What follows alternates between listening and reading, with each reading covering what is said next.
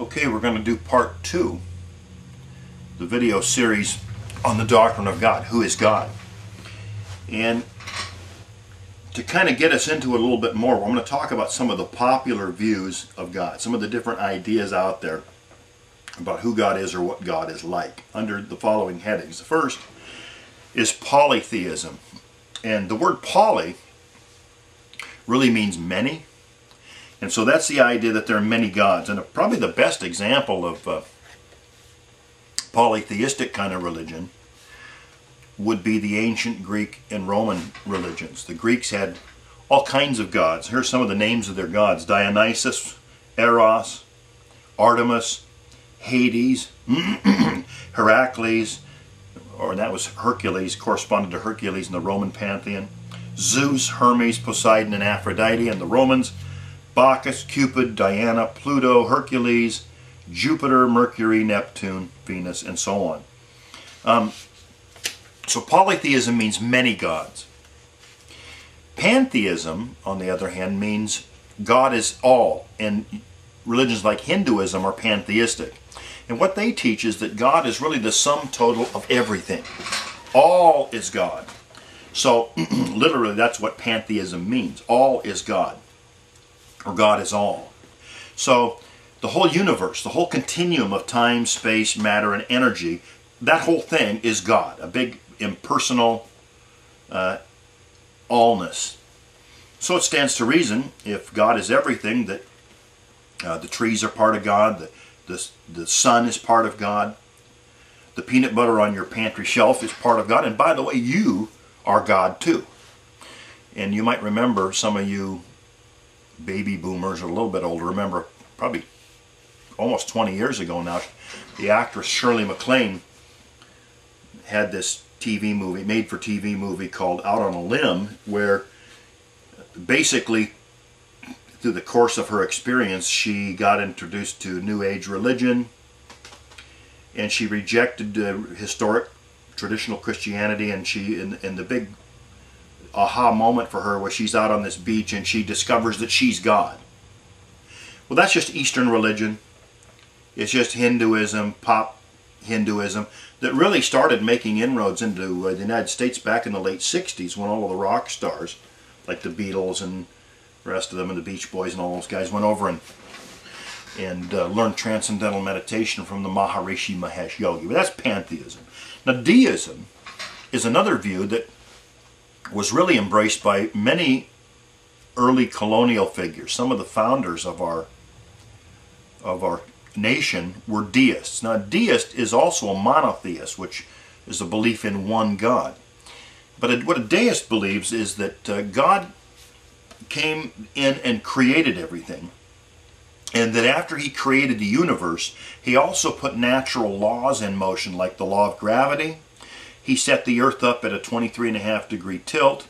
He put it exactly where it needs to be in relation to the sun, so that we don't burn up on the one hand or freeze to death on the other. He put the moon right where it needs to be for the proper tidal effects, and he put the right proportions of oxygen and CO2 and everything in the atmosphere to sustain life. The proper ratio of water to dry land, and all of the things that make Earth survivable. God put that into motion, but he created like natural law. And then, once he set it all in motion, says the deist, God stepped back out of it, and he's totally transcendent, or he's totally separate, and he just lets it run. He's not really involved in it at all. He's not a person you can really pray to. He's going to do anything. So it's kind of like a person who builds one of those big clocks that you wind up with a key. God makes this big clock. He winds it all up and gets it all running, but then he just steps back and lets it run on its own. That's deism. Then we have atheism and agnosticism, and atheism really is the belief that there is no God. Agnosticism is ignorance, basically. A person that claims ignorance says, I don't know if there's a God or if there isn't a God. And then finally, we have monotheism, which means one God. And the monotheistic religions of the world, deism is one of them, or deism, but you also have, well, Islam. Allah is their one God. Judaism and Christianity. So monotheism. Monotheism is what the Bible teaches. The Bible teaches us over and over again that there is only one God. So we're going to look at that a little bit more as we progress. Now there are some so-called rational proofs for God that people use to try to prove that God exists. And these rational arguments have very little value when you're dealing with somebody who's not a Christian. Because they'll just find, because in their sinful mind, they'll find a way to rationalize and explain them away. If you're regenerate and you're a believer and you already know that God is real and you believe in Jesus Christ, these arguments can be very compelling. The first of them is called the ontological argument. Ontological argument is the argument from being, and it was first espoused in the medieval period. It's best associated probably with the scholar Anselm of Canterbury, and he basically said this. He said, how can a finite being, like a human being, even conceive of an infinite being? Someone that is infinite and all-powerful. And further, how could this belief be universal and seems to be hardwired into everybody? So his argument for the existence of God was the argument from being, or the ontological argument, that because this idea of the infinite is innate within the heart and mind of the finite human, that it must be put there by God, and hence an argument for the existence of God. The cosmological argument is the argument from cause and effect, that for every effect there's a cause. So here we have a cosmos, this universe. How did it get here? That somebody had to cause it, and was caused, of course, by God.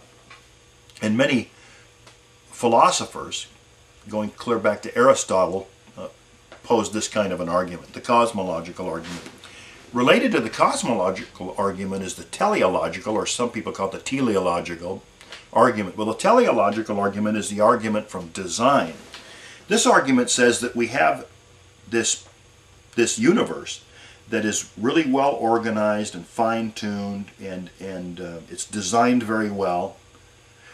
And just like the clock illustration, somebody had to build that clock. It couldn't have just got like it is by random chance. Someone had to cause it. So the cosmological argument is a cause and effect.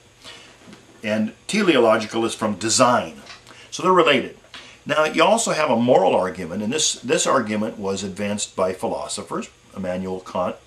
The idea that within all human beings is this concept and this conviction of moral rightness and wrongness that doesn't seem to be a part of the makeup of lower animal forms.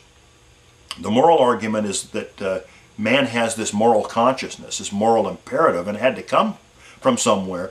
It's imprinted within man through the image of God, and that's why it's there. So the moral argument. And then the historical argument is simply the argument that if you go through human history, you can see the hand of God moving and directing the affairs of men.